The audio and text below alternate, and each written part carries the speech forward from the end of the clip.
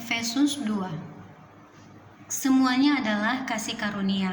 Kamu dahulu sudah mati karena pelanggaran-pelanggaran dan dosa-dosamu. Kamu hidup di dalamnya karena kamu mengikuti jalan dunia ini karena kamu mentaati penguasa kerajaan angkasa, yaitu roh yang sekarang sedang bekerja di antara orang-orang durhaka. Sebenarnya dahulu kami semua juga terhitung di antara mereka. Ketika kami hidup di dalam hawa nafsu daging dan menuruti kehendak daging dan pikiran kami yang jahat. Pada dasarnya kami adalah orang-orang yang harus dimurkai, sama seperti mereka yang lain. Tetapi Allah yang kaya dengan rahmat oleh karena kasih-Nya yang besar, yang dilimpahkannya kepada kita, telah menghidupkan kita bersama-sama dengan Kristus, sekalipun kita telah mati oleh kesalahan-kesalahan kita. Oleh kasih karunia kamu diselamatkan. Dan di dalam Kristus Yesus Ia telah membangkitkan kita juga dan memberikan tempat bersama-sama dengan Dia di sorga. Supaya pada masa yang akan datang Ia menunjukkan kepada kita kekayaan kasih karunia-Nya yang melimpah-limpah sesuai dengan kebaikan-Nya terhadap kita dalam Kristus Yesus. Sebab karena kasih karunia kamu diselamatkan oleh iman. Itu bukan hasil usahamu tetapi pemberian Allah. Itu bukan hasil pekerjaanmu. Jangan ada orang yang memegahkan diri. Karena kita ini buatan Allah, diciptakan dalam Kristus Yesus untuk melakukan pekerjaan baik yang dipersiapkan Allah sebelumnya. Ia mau supaya kita hidup di dalamnya. Dipersatukan di dalam Kristus.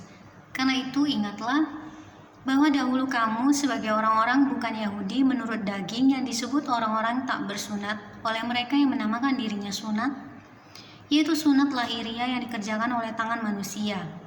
Bahwa waktu itu kamu tanpa Kristus tidak termasuk kewargaan Israel dan tidak mendapat bagian dalam ketentuan-ketentuan yang dijanjikan, tanpa pengharapan dan tanpa Allah di dalam dunia. Tetapi sekarang di dalam Kristus Yesus, kamu yang dahulu jauh sudah menjadi dekat oleh darah Kristus. Karena Dialah damai sejahtera kita yang telah mempersatukan kedua pihak dan yang telah merubuhkan tembok pemisah, yaitu perseteruan. Sebab dengan matinya sebagai manusia, Ia telah membatalkan hukum Taurat dengan segala perintah dan ketentuannya untuk menciptakan keduanya menjadi satu manusia baru di dalam dirinya. Dan dengan itu mengadakan damai sejahtera, dan untuk memperdamaikan keduanya di dalam satu tubuh dengan Allah oleh salib, dengan melenyapkan perseteruan pada salib itu. Ia datang dan memberitakan damai sejahtera kepada kamu yang jauh, dan damai sejahtera kepada mereka yang dekat. Karena oleh Dia kita kedua pihak dalam satu roh beroleh jalan masuk kepada Bapa.